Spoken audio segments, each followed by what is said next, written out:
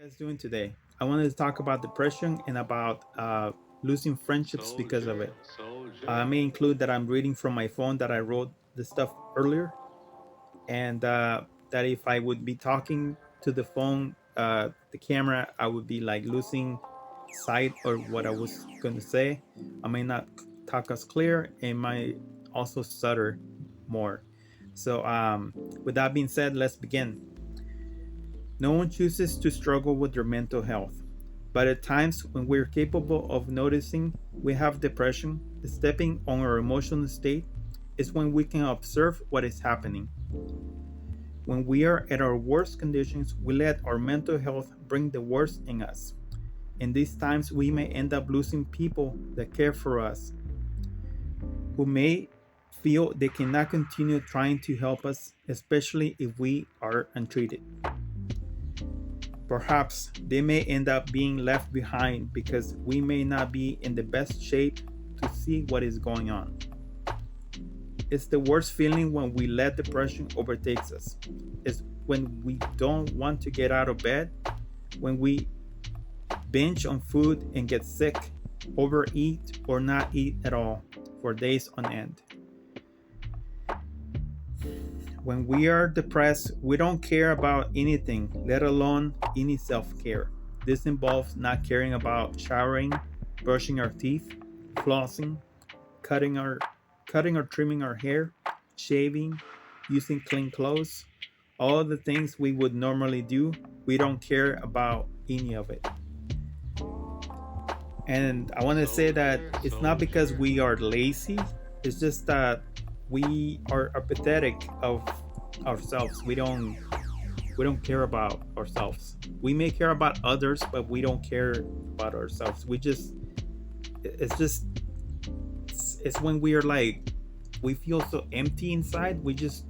Don't we just want to like lay in bed and just face the wall. We don't want to deal with anything outside world. We don't want to go walking. We don't want to go shopping. We don't want to deal with anything. And it's a bad state. You cannot continue being in that state. If you're When you isolate, you get worse.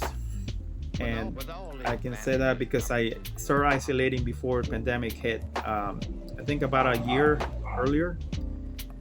And anyways, let's continue.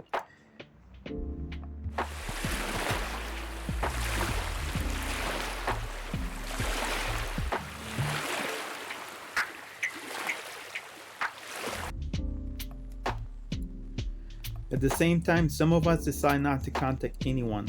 We just want to be alone and we don't feel like reaching out. Though I am sure some of you probably feel self conscious not to contact others because even though we don't give a word about ourselves, we're empathetic and we care about others. I honestly have not contacted some people in about 2 months and it's eating me alive. I wonder how they're doing and I hope they're doing okay. But that's just another topic for another video. Let's continue. We just don't feel like talking because we just want to be left alone. Depression itself is the emptiness and the void we don't want to feel with anything because feeling it or reaching out requires attention and energy, which we lack so much of. The problem is that if you go for far too long without contacting the people that care for of you and vice versa, you may lose them forever.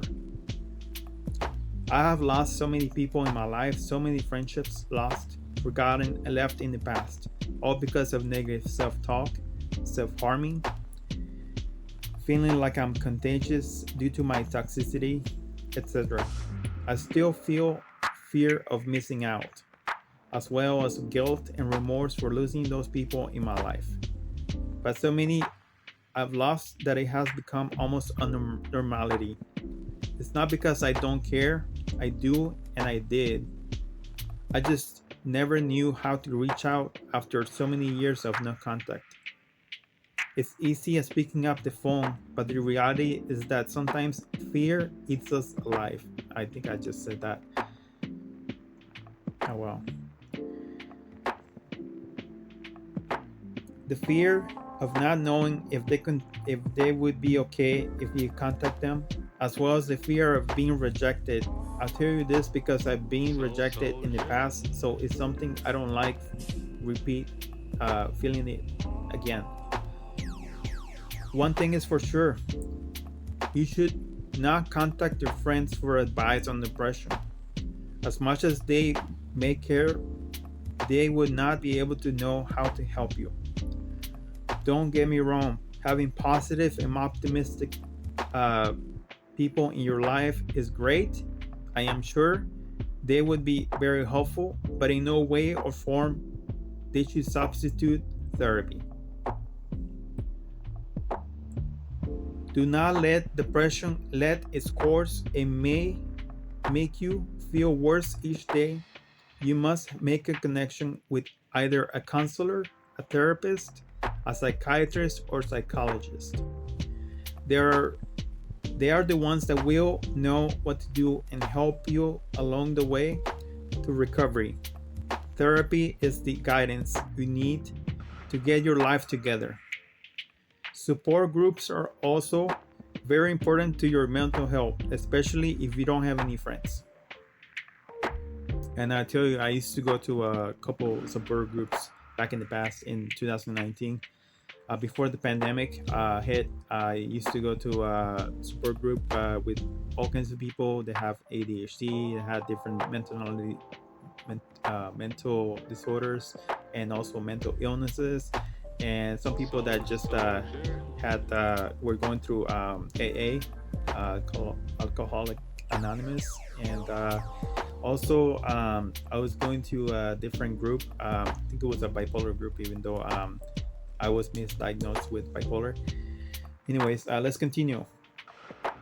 When you are being helped, found guidance in therapy, and directed to what is the best method of healing your depression, continue one day at a time. Please don't let depression stop you on what you need to do to make yourself better, or stop you from reaching out to those who care for you and you in return. If you stuck around to the end of this video, thank you very much for your presence, and thank you for letting me be by your side